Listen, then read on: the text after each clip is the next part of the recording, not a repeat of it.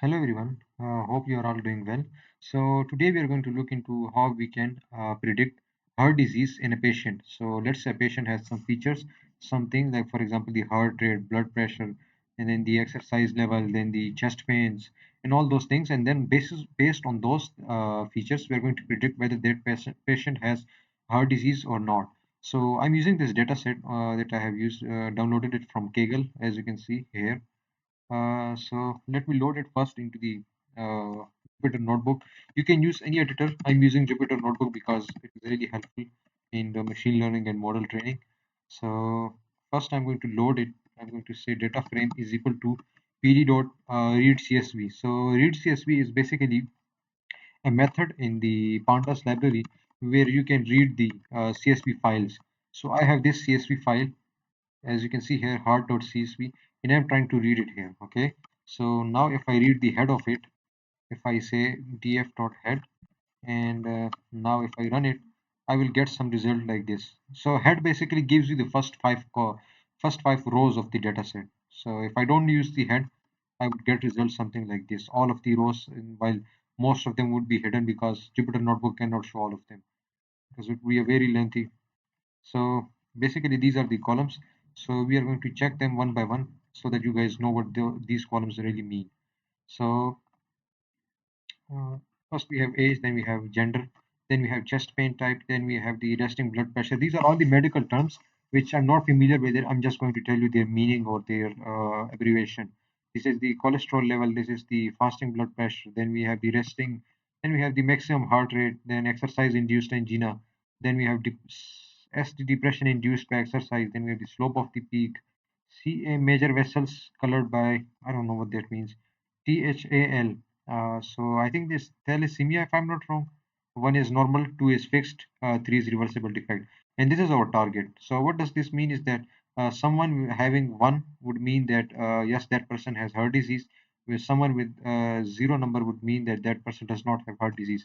So if I show you here, some people have zeros and some people would have one. If I load all of the columns, so as you can see, some has zero, some has one. So all those persons who has one as the target, that means that they had heart disease. Based on these features, this person has heart disease, and similarly for this person has these feature, and this person does not have the heart disease. So this is what we are going to predict using machine learning. Machine learning would know about all these features but not about the target, so he's going to predict the target based on the features. So we are going to train it so that he can predict it. So first of all, we are going to check all the empty rows because we want to remove or replace empty rows with something. Empty rows are very harmful for the machine learning. So we don't have any empty rows, so we can proceed. So the first step in machine learning model training is extracting data. So we have already extracted data in her.csv file. The second step is data cleaning. So our data is already cleaned. We don't have any string columns. We don't have any missing values. So it is already cleaned. So we are going to move to the third step. The third step is splitting the data. You know, like split the data into target, sorry, the training and testing. And for that, we are first going to choose the features and the uh, target. So our features are all these columns, right? These are all the features, right? All that, as you can see, that are highlighted as blue are our features, while this one is our target. So this will be Y, and all of the other ones would be X. So the way we are going to do is we are going to say df dot drop. I want all the columns except for the target, right? So I'm going to say this, and if I run this, if I say X, let me run it. I think there is some issue with it. I did not specify the, let me see. I think you have to specify the target, the columns over here, which I did not do it. So let me check it again. Yeah, so I'm going to say target, and then if I run it, and then if I check the X, as you can see, we have all the columns except the target. We don't have the target because that's not our feature. That is our target. We cannot say that the target is also our feature. So next we have target. So what is the target? Target is basically the target column, which is zeros and ones. So if I check the Y, it would be zeros and ones, right? So now we are going to import the sklearn function called the train test split, which basically splits data into training and testing data sets. So why are we doing this? For machine learning, first you have to train it on some data. So mostly users would give 70% of their data for training and 30% of their data for testing purposes. So that's what we are going to do. So import, train, test, split. So this is a function in the sklearn. It's a built-in function, and it will return these things: x train, x test, y train, and y test. And if I call this function, it will take four variables. It takes a lot of variables, so we are going to pass the features, which are x, and the target, which is y, and then the test size, as we specified earlier, the test size would be 30%, so 0.3, and the random state. So random state can be anything. You can place any random number over here. So I'm going to use 42 as my random number. Most of the people choose 42. Some people choose 101. So you can choose any number. So then I'm going to run it. If I check the X train, so this is what the X train has. It has some random data. As you can see, the indexes are randomly assigned, and then it does not have the target variable because we that is not our feature. If I check the Y train or Y test, so it contains zeros and ones randomly selected from the data set. As you can see, 700, 71, 106. So it's randomly selected. So the next step is importing model. So we are going to use random forest, or you know what, we can use decision tree. So any classification model you can use it, like logistic regression, random forest, decision tree, nav bias, and then we can also have other different models. You can use any one of them. I'm going to use decision tree. So basically, it will move to the targets using their trees, their branches. Using the features, it will find the target. So we are going to use it, and I'm going to say dot tree. This is a module in the sklearn, and it has this decision tree. Let me just load it first. Decision tree classifier. So I'm going to say model is equal to decision tree classifier, and then I'm going to run this. So model has been initiated, and then I'm going to train this model. So fit is a function which trains the model. It takes two arguments, x and y. All the other arguments you can ignore them. So these are the main arguments that you need to pass. So what is x and y? These are basically the training data sets that we split it before here: x train and y train. And what is the y? So this is the y train, right? As we said, we are going to train the model on the training data. So once we run it, it has been successfully. It may take some time depending on your data. So we have a very small amount of data. We don't have that much data. So that's why it's running really fast. So next we are going to detect the predictions, right? So predictions, we can detect the predictions using the predict function of the model. And it takes one argument, which is the testing data. And as we know that we have the testing data as x test. If I check x test, it does not have the target column. As you can see, it does not have the target column. So it is going to predict the target column based on these features for each and every single row. So that what this predictions would basically mean.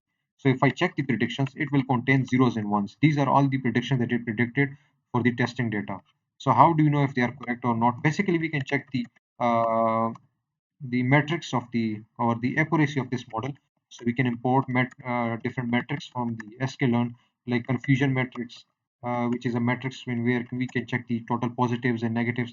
And then we have the classification report, which will give us the accuracy in all the reports. So I can say print classification report, and then I'm going to pass the it takes two arguments. The first one is the true values, and the second one is predicted values. So we have y test as the true values and the predictions as the predicted values by the model.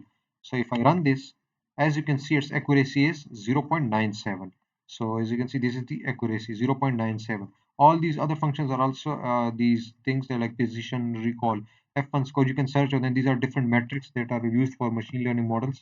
So the main important one is this one, which is the accuracy, which is 0.97. So that's pretty good. We can also check the confusion metrics of it. So I can run this confusion metrics, and then I can pass the y test in the predictions that machine model has done. And then if I run it, as you can see, the sum of these two, 159 and 140, should be greater than 9 plus 0. If that's not the case, your model is not reliable, and it cannot be applied to real life cases. So if your model has this and this sum greater than this one, then your model is kind of accurate, or it is applicable and can be applied to real life cases. So now we are going to test it on, let's say we have a patient, right? We have a new patient. We don't know about his heart disease. We all know, all we know is about his features. So what are his features? These are his features. Let me just copy them. So these are the features that we know about that person, right? I'm going to paste them here. So these are all the feature that we are going to pass it to machine learning model, so that the model can check them, and based on these features detect whether this person is has any kind of heart disease or not.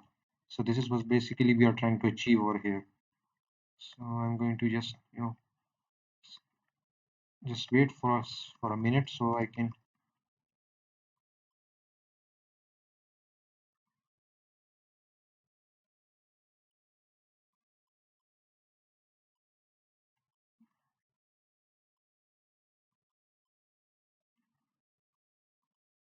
So I have copied all the features. As you can see, we don't have the target target column because that's our target. We want to detect the target, want to predict it. So we are not going to copy that one.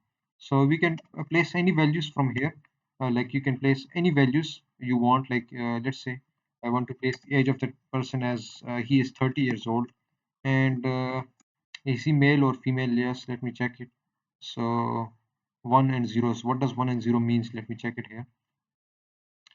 So 1 is equal to male, 0 is equal to female. Let's say the person is male. You know what? We can copy this from here, like 52. Yes, we can copy it and check whether this person has D. So as we can see in the actual data, machine learning model does not know anything about this person. So this is the data of that person, and it does this person does not has the heart disease. So let us check whether machine learning detects it correctly or not. I'm not going to use any kind of random data because I don't know about these values, how these values can be used and can be assigned to someone. So I'm going to use it from the actual data. We have this actual data. I'm going to use this actual data. It is some random person. I don't know about anything about him, and neither does the machine learning model. So, so he's going to predict. The machine learning model is going to predict whether this person has the heart disease or not. So it would give us rather either zero or one. So one would be like yes, this person has, and zero would be like this person does not have heart disease. So with this is what we are going to do. So I'm going to remove them. So if I check the patient now. Uh, it is a dictionary, right? So in order for the machine learning to if we need to pass this to machine learning, we cannot pass it as a dictionary. Machine learning accepts a data frame, so we are going to pass a data frame. The way we are going to do is we're going to convert this patient data into a data frame. So I'm going to say patient data frame is equal to pd.data frame, and then I'm going to say patient.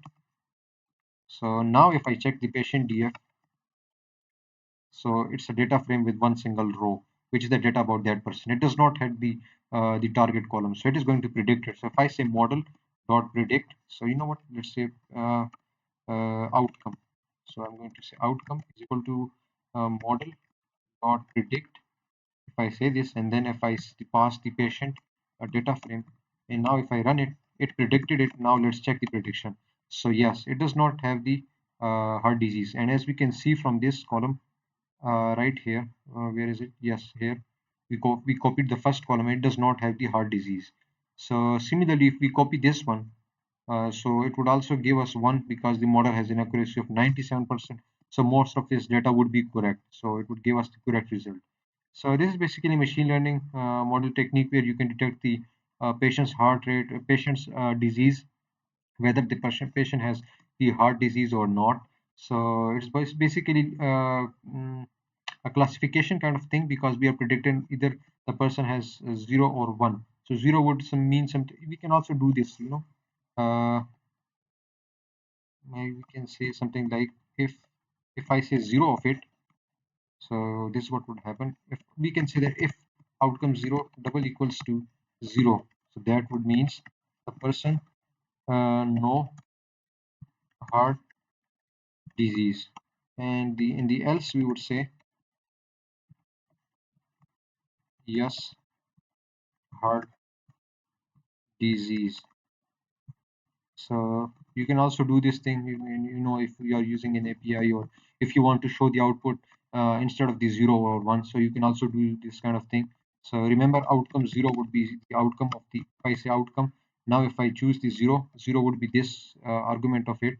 So if I say 0, so this is what the 0 would is basically. So it's 0 or 1, and based of that, it would give you, uh, it will either print this one or print this one. So this is basically how you can predict the heart disease in a patient based on their data.